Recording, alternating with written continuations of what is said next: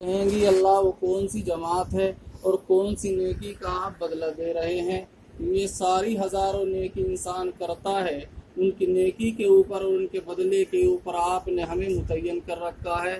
وہ کون سی نیکی ہے جس کا آپ خود بدلہ دیں گے؟ اب اندازہ لگاؤ، جس نیکی کا بدلہ خود اللہ تبارک و تعالیٰ دے تو اس نیکی کی کتنی فضیلت ہوگی۔ یہ روزے کی، رمضان المبارک کے مہینے کی برکت اور رمضان کا بدلہ اللہ کے یہاں خود اللہ تعالیٰ اپنے ہاتھ سے دیں گے۔ یہ تو رمضان المبارک کے مہینے کی فضیلت معلوم ہوتی ہے۔ پھر دوسری مرتبہ، ایک مرتبہ آقا نامدار سرکار دو عالم صلی اللہ علیہ وسلم منبر کے اوپر تشریف لے جا رہے تھے۔ آپ نے پہلی پیڑھی کے اوپر پیر رکھا تو فرمایا آمین، پھر دوسری کے پیڑھی کے اوپر پیر رکھا، پھر فرمایا آمین، پھر تیسری پیڑھی کے اوپر پیر رکھا اور فرمایا آمین۔ صحابہ کرام کی جماعت نے اللہ کے رسول صلی اللہ علیہ وسلم سے فرمایا، یا رسول اللہ، ہم نے کبھی آپ کو اس طرح آمین کہتے ہوئے نہیں دیکھا۔ ایک لمبا زمانہ ہم آپ کے پیچھے خطبہ سنتے ہیں، نماز پڑھتے ہیں۔ اللہ کے رسول صلی اللہ علیہ وسلم نے فرمایا کہ جس وقت میں نے پہلی پیڑھی کے اوپر قدم رکھا تو حضرت جبرائیل علیہ السلام جو تمام فرشتوں کے سردار کہلاتے ہیں، جو آقا علیہ السلام کے اوپر پورے قرآن کو لے کر کے آئے اور پورے قرآن کا نزول آپ ہی کے ذریعے ہوا، تو فرشتے نے کہا کہ فرشتے حضرت جبرائیل علیہ السلام نے فرمایا کہ ہلاک ہو آدمی جو رمضان المبارک کا مہینہ پائے اور رمضان المبارک کے مہینے کو پا کر بھی اپنی بخشش نہ کرا لے۔ تو میں نے کہا آمین۔ پھر دوسری پیڑھی کے اوپر جب میں نے قدم رکھا تو حضرت جبرائیل علیہ السلام نے فرمایا کہ ہلاک ہو وہ آدمی جو رمضان المبارک کا مہینہ پائے اور اس میں اپنے والدین کو حیات پائے اور اپنے والدین کی خدمت کر کر کے جنت کو نہ کما لے۔ پھر تیسری پیڑھی کے اوپر میں نے پیر رکھا اور حضرت جبرائیل علیہ السلام نے فرمایا کہ ہلاک ہو وہ آدمی جس کے سامنے نبی اکرم صلی اللہ علیہ وسلم یعنی محمد صلی اللہ علیہ وسلم کا نام لیا جائے اور آپ کے اوپر درود نہ پڑھا جائے۔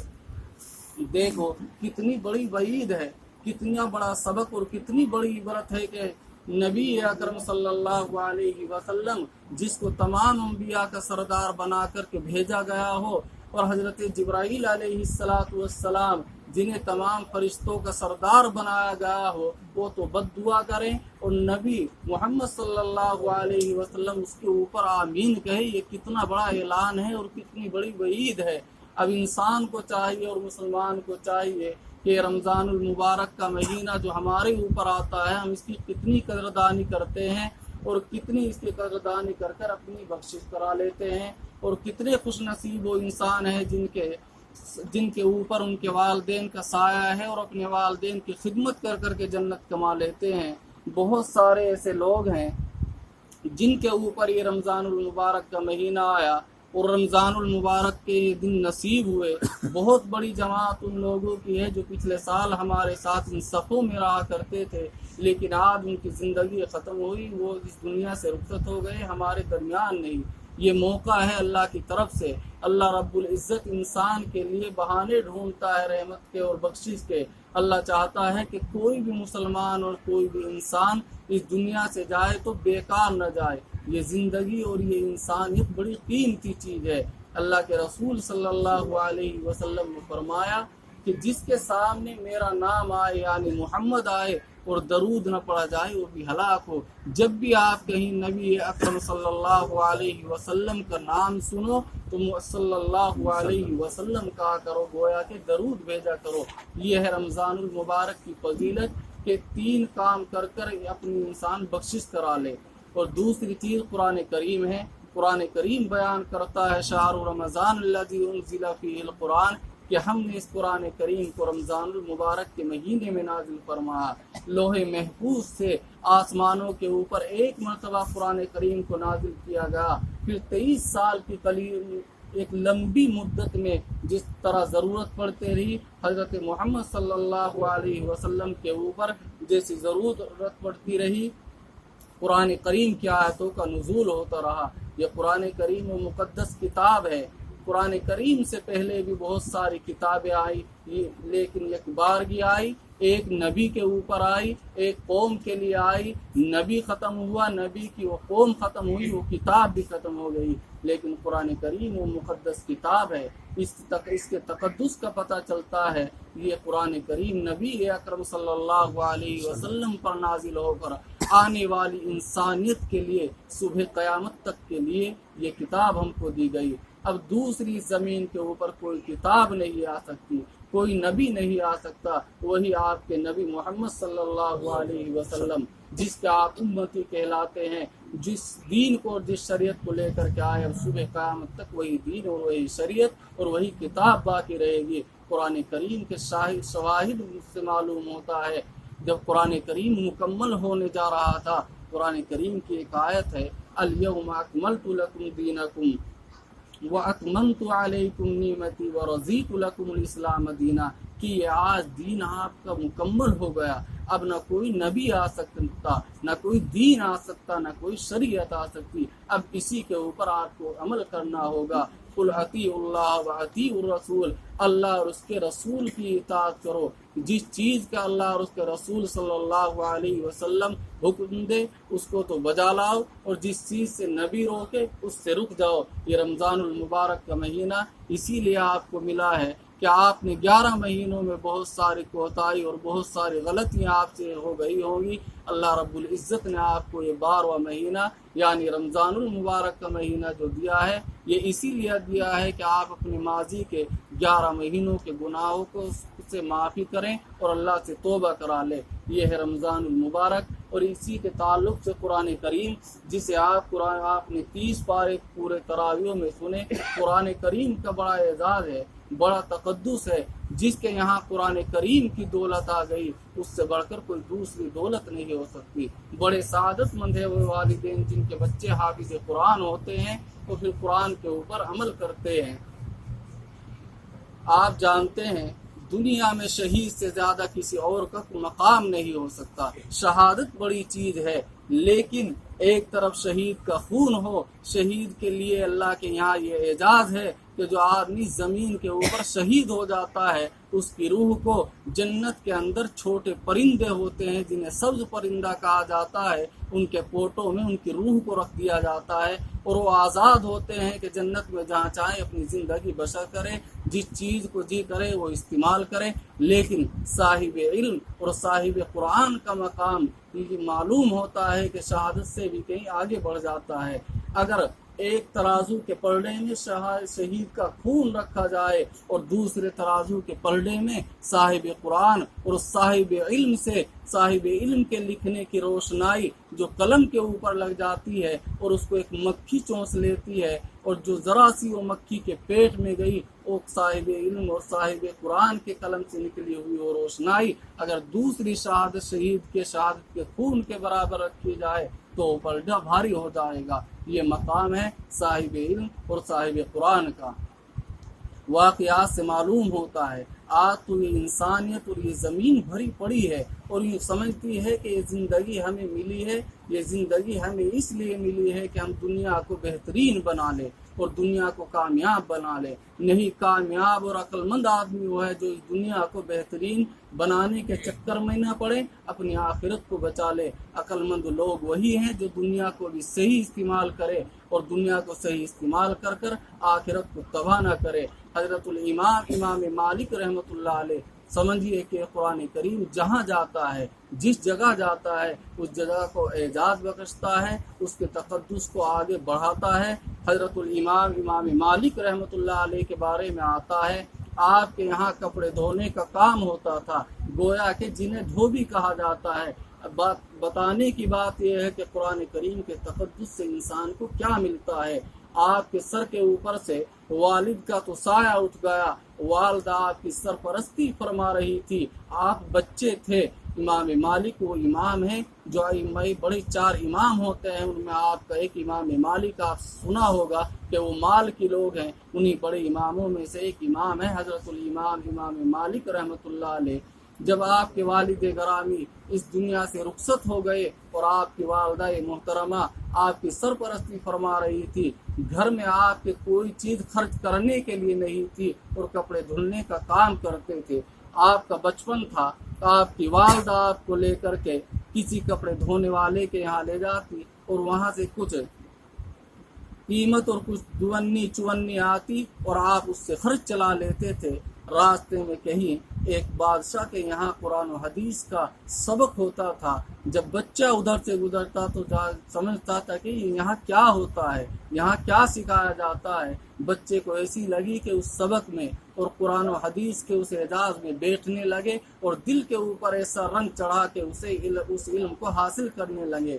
ایک دن آئے، 2 دن آئے، 3 دن آئے اور سبق میں بیٹھ کر گھر رخصت ہو گئے۔ والدہ نے پوچھا کہ کیا کما کر کے لائے، ہم کہاں سے روٹی کھائے اور کہاں سے گھر میں انتظام کرے۔ فاقر ہونے لگے، کہنے لگے کہ میں تو راستے میں ایک دربار میں اللہ اور اس کے رسول صلی اللہ علیہ وسلم کی اور قرآن کی باتیں ہوتی ہیں، سبق پڑھایا جاتا ہے، میں تو وہاں بیٹھ جاتا ہوں۔ والدہ کہنے لگی کیسا سبق ہے، کیسا دربار ہے، کیسا بادشاہ ہے کہ ہمارا بچہ جس طرح جاتا ہے اسی طرح نکما واپس لوٹ کر کے آتا ہے، ہمارے گھر میں کوئی چیز کھانے کو بھی نہیں۔ ایک دن والدہ ساتھ گئی اور کہنے لگی کہ کون سا سبق ہے کہ ہمارے گھر میں فاقے ہونے لگے، کوئی ہمارے یہاں ذریعہ معاش نہیں ہے، ہمارا یہ بچہ معمولی سی مزدوری کے اوپر جاتا تھا وہ بھی بند ہو گئی۔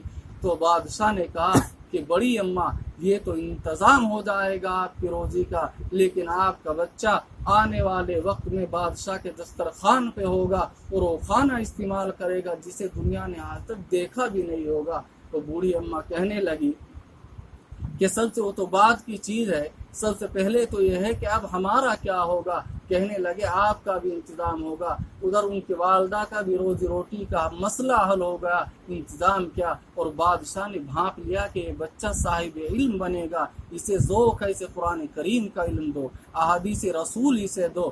ایک زمانہ آیا، حضرت امام مالک رحمۃ اللہ علیہ جب بڑے امام بن گئے اور بڑے بزرگ بن گئے دنیا کے، اور آپ کا نام روشن ہو گیا اور آپ نے اپنے خاندان اور آبا و اجداد کے نام کو روشن کیا۔ ایک زمانہ آیا کہ بادشاہ کی طرف سے اعلان ہوا کہ آج ہمارے دسترخوان کے اوپر دنیا کے گنے اور چنے اور معزز لوگ تشریف لائے جنہیں قرآن کریم کا اعجاز حاصل ہو، جنہیں قرآن کریم کا اور احادیث رسول کا علم حاصل ہو۔ انہی میں صف اول کے لوگوں میں حضرت امام مالک رحمۃ اللہ علیہ کا نام پیش ہوا۔ آپ بادشاہ کے دسترخوان کے اوپر گئے اور جس وقت آپ بادشاہ کے دسترخوان کے اوپر گئے تو وہ اجنبی کھانے اور وہ بادشاہی کھانے اور وہ لذیذ کھانے سامنے آئے۔ دیکھ کر کے حضرت امام مالک رحمۃ اللہ علیہ کی آنکھوں سے آنسو جاری ہو گئے۔ بادشاہ وقت نے معلوم کیا کیا بات ہے امام صاحب، اس دسترخوان کے اوپر آپ کو کون سی کمی اور کون سے لذیذ کھانے کم نظر آئے کہ آپ کی آنکھوں سے آنسو آ رہے ہیں؟ اس روئے زمین کے اوپر اس دسترخوان سے بہترین غذا نہیں ہو سکتی، آپ کی آنکھوں سے کس بات کے اوپر آنسو آئے؟ حضرت امام مالک رحمۃ اللہ علیہ نے فرمایا کہ بادشاہ وقت مجھے اس معنی کر آنسو آئے، کاش کہ اس دنیا میں آج میری والدہ ہوتی جسے یہ سبق سنایا گیا تھا اور اس دسترخوان کے اوپر وہ بھی شریک ہوتی اور میرے اس اعجاز کو دیکھتی کہ آج میں بادشاہ کے دسترخوان کے اوپر وہ لذیذ کھانے کھا رہا ہوں کہ میری والدہ کو کبھی میسر نہیں آئے۔ بادشاہ نے کہا یہ آپ کے علم کی برکت ہے، یہ آپ کے قرآن کی برکت ہے، اور ایسا نہیں آپ کی والدہ اور آپ کے والدین کو اس قرآن کریم کا اعزاز قیامت کے دن دیا جائے گا۔ حافظ قرآن کے والدین کل قیامت کے دن جب میدان حشر ہوگا اور پوری انسانیت جمع ہوگی تو اللہ تعالیٰ اعلان فرمائیں گے کہ لاؤ اس جماعت کو کہ جو حافظ قرآن کے والدین کو اور اس خاندان سے دست ان لوگوں کو جن کے اوپر جہنم واجب ہو چکی ہوگی۔ تو فرشتوں کی جماعت اللہ تعالیٰ سے معلوم کرے گی کہ اللہ کون سی جماعت ہے، تو اللہ فرمائیں گے یہ وہ جماعت ہے جس نے قرآن کریم کو حفظ کیا ہو اور قرآن کریم کے اوپر عمل کیا ہو۔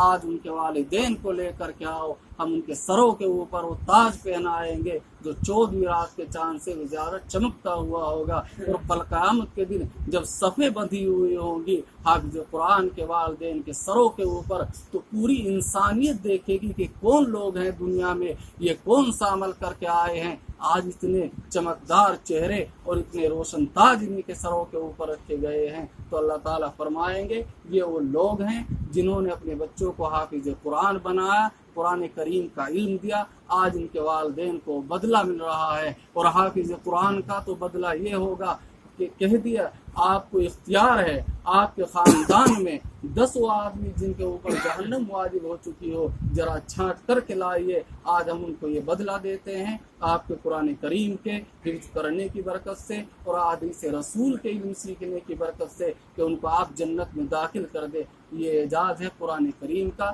اور یہ اعزاز ہے قرآن کریم کے وہ حافظ قرآن کے والدین کا۔ اس سے بڑا کوئی اعزاز نہیں ہو سکتا دنیا میں۔ یہ تو دنیا ہے، اس دنیا کے بارے میں تو قرآن کریم نے بیان فرما دیا کہ یہ تو بہت تھوڑی سی زندگی ہے، اصل زندگی وہ ہے جو یہاں سے جانے کے بعد ہے۔ لیکن سب سے اصل چیز اور بنیادی چیز یہ ہے اس میں بھی کہ انسان اپنی زندگی گزارے۔ سب سے پہلے قرآن کریم بیان کرتا ہے کلوا من الطیبات واعملوا صالحا انی بما تعملون بصیر، کہ تم حلال کھایا کرو اور عمل صالح کیا کرو۔ اس سے معلوم ہوتا ہے کہ نیک عمل کرنے کی توفیق اور نیک عمل کرنے کی قبولیت اور مقبولیت بھی اللہ کے یہاں وہ حلال روزی ہے۔ ہر مومن کو چاہیے کہ وہ سب سے پہلے حلال روزی تلاش کرے، اور حلال روزی تلاش کرنے کے بعد عمل صالح کرے، اور اپنے بچوں کو حافظ قرآن بنائے۔ اللہ کی طرف سے اور اللہ کے رسول کی طرف سے کوئی قید نہیں۔ آپ اپنے بچوں کو دنیا کے تمام علوم و فنون سکھائے، لیکن سب سے پہلے اسے دیندار اور حافظ قرآن اور قرآن کریم پڑھنے والا بنائے۔ کوئی قید نہیں۔ آپ اپنے بچوں کو بہترین ڈاکٹر بھی بنائے، بہترین ماسٹر بھی بنائے، انجینئر بھی بنائے، دنیا کی ہر تعلیم دو، لیکن سب سے پہلے اپنے بچوں کو ایسے بناؤ کہ جب کل آپ اس دنیا سے رخصت ہو جائیں تو آپ کو صحیح سنت اور مستحب اور سنت طریقے کے اوپر آپ کو غسل دے سکے اور آپ کی قبر کے اوپر سورہ فاتحہ پڑھ سکے۔ اپنے بچوں کو ایسا بناؤ کہ اس دنیا میں ہی جکڑ کر کے نہ رہ جاؤ۔ اصل کامیابی وہ ہے جو اس دنیا میں رہ کر کے آخرت کو بنا لے۔ اللہ تعالیٰ مجھے بھی اور آپ کو بھی جتنی زندگی بچی ہے اس پہ صحیح عمل کرنے کی اور اپنے بچوں کو احادیث رسول اور قرآن کریم کے علم کی دینے کی توفیق نصیب فرمائے۔ اور یہ رمضان المبارک کا مہینہ ہم سے رخصت ہو رہا ہے، چند دن رہ گئے ہیں۔ اللہ تعالی ہمیں اس کی قدردانی کی توفیق نصیب فرمائے۔ لیکن بہت سارے احباب اور بہت سارے مسلمان جو اپنے آپ کو اللہ کے رسول صلی اللہ علیہ وسلم کا امتی کہلاتے ہیں، آج بھی اس قوم کا یہ حال ہے کہ علل اعلان روزے میں کھلا روزہ چھوڑ کر یوں ہی کھاتے پھر رہے ہیں۔ اللہ کے رسول صلی اللہ علیہ وسلم نے فرمایا کہ تمہاری زبان کا بھی روزہ ہے، تمہاری آنکھ کا بھی روزہ ہے۔ اگر اس مبارک مہینے میں بھی آپ کی زبان یوں ہی چلتی رہی جس طرح 11 مہینوں میں چلتی رہی، آپ کی آنکھ وہی چیزیں دیکھتی رہی جو 11 مہینوں میں دیکھتی رہی، اور آپ کے کان وہی چیز سنتے رہے جو 11 مہینوں میں سنتے رہے، تو پھر آپ کے اوپر یہ رمضان المبارک کا مہینہ آیا، آپ نے کچھ حاصل نہیں کیا، آپ نے بیکار کر دیا۔ کچھ لوگوں کے بارے میں آتا ہے اللہ کے رسول صلی اللہ علیہ وسلم نے فرمایا کہ قیامت کے دن ان کا روزہ ان کے اوپر سیاہی کیے ہوئے ہوگا، یعنی اندھیرے کیے ہوگا۔ معلوم کیا جائے گا یہ کون لوگ ہیں؟ فرمایا جائے گا وہ لوگ ہیں جنہوں نے روزہ رکھا اور روزہ رکھ کر ان کی زبانیں یوں ہی چلتی رہی، ان کی آنکھیں غلط کام کرتی رہی اور انہوں نے حرام مال اپنے پیٹ میں بھر لیا۔ یہ ان کا روزہ ہے۔ آج ان کا روزہ ان کے لیے نجات نہیں بن رہا بلکہ طوفان بن رہا ہے۔ بعض لوگ وہ ہیں جو صبح سے شام تک بھوکے رہتے ہیں اور شام میں انہیں کچھ حاصل نہیں ہوتا۔ اس لیے جس طرح اللہ اور اس کے رسول صلی اللہ علیہ وسلم نے رمضان المبارک کے مہینے کو صحیح نیت کے ساتھ اور صحیح عبادت کے ساتھ اور اخلاص کے ساتھ حکم دیا ہے، اسی طرح پورا کرو۔ بہت سارا رمضان المبارک کا حصہ ہماری کوتاہیوں میں اور ہماری غفلتوں میں گزر گیا ہے۔ جتنا یہ باقی حصہ بچا ہے اس کو بڑی احتیاط کے ساتھ، ادب و احترام کے ساتھ اور اللہ کے رسول صلی اللہ علیہ وسلم کے حکم کے مطابق کے ساتھ گزارو۔ اللہ تعالیٰ خاتمہ بالخیر کے اوپر بھی اللہ تعالیٰ بڑی بڑی فضیلت بیان اور بڑے بڑے انعام سے نوازتا ہے۔ اللہ تعالیٰ مجھے بھی اور آپ کو بھی اس رمضان المبارک کے باقی حصے کی قدردانی کی توفیق نصیب فرمائے، اور دعا کرے عالم اسلام کے لیے، پوری دنیا کے لیے۔ آج جو یہ وبا پھیلی ہوئی ہے اور جو اس دنیا سے رخصت ہو گئے ہیں ان کے لیے اللہ تعالیٰ ان کو جنت الفردوس میں اعلیٰ درجات نصیب فرمائے، اور جو بقید حیات ہیں اللہ تعالیٰ ان کو سرسبز و ساداب رکھے، اور جو بیمار ہیں انہیں شفائے کل نصیب فرمائے۔ وآخر دعوانا الحمدللہ رب العالمین۔